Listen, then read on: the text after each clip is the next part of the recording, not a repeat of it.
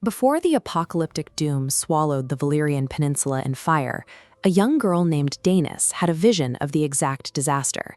That specific premonition, known as a dragon dream, allowed House Targaryen to pack their ships and flee, saving their bloodline from total extinction.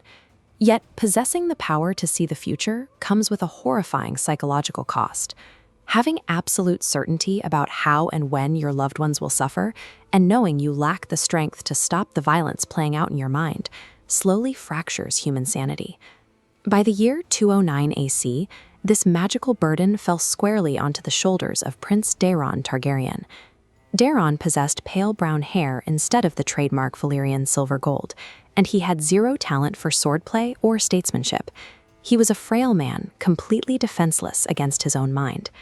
Within the mechanics of George R.R. Martin's universe, absolute foresight provides no actual power. It guarantees total paralysis. The person experiencing the vision is not a master of fate. They are a hopeless prisoner forced to watch the execution. To cope with the barrage of concrete, unavoidable disasters flashing behind his eyes, Daeron turned to heavy alcohol consumption. He drank to numb the visions into a dull blur. This diagram illustrates the core components of Daeron's most recurring, inescapable nightmare. Every time he closed his eyes, he saw a massive, jagged shadow of a giant looming over the crushed, lifeless corpse of a great dragon. His father, the stern Prince Maekar, had zero patience for his son's psychological frailty. Maekar ordered Daeron to pack his armor, take his 10-year-old brother Egg as his squire, and ride in the Ashford Meadow tourney to project royal strength to the realm. Daeron refused.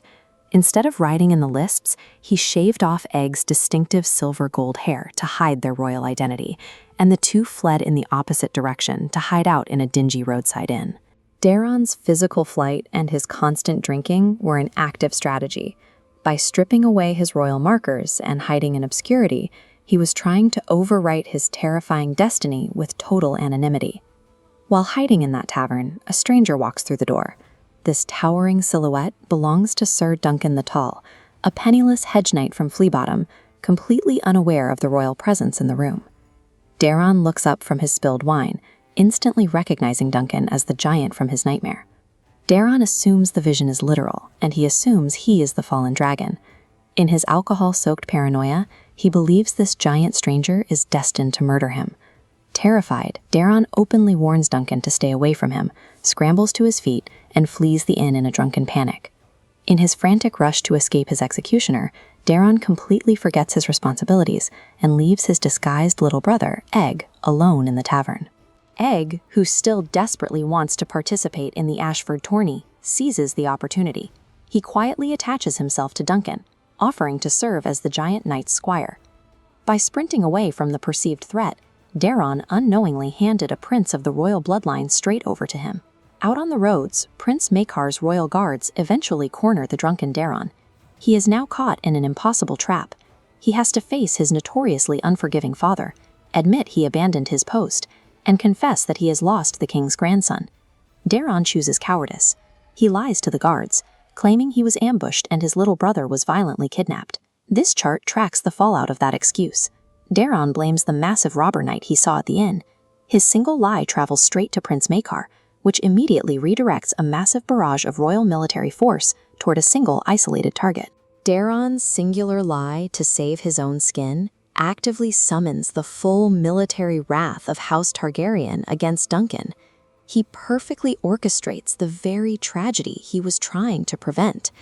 Prophecies in this universe operate as self-fulfilling traps. The dreamer's desperate evasion is the exact catalyst required for the disaster to occur.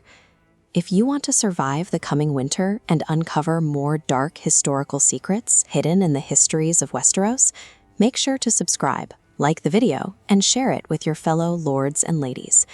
Because of Daeron's lie, Duncan is now walking directly into the path of the royal family at the Ashford tourney, and the true threat waiting for him is Daeron's brother, Prince Aegon Brightflame, a psychopathic royal who genuinely believes he is a literal dragon trapped in a human body.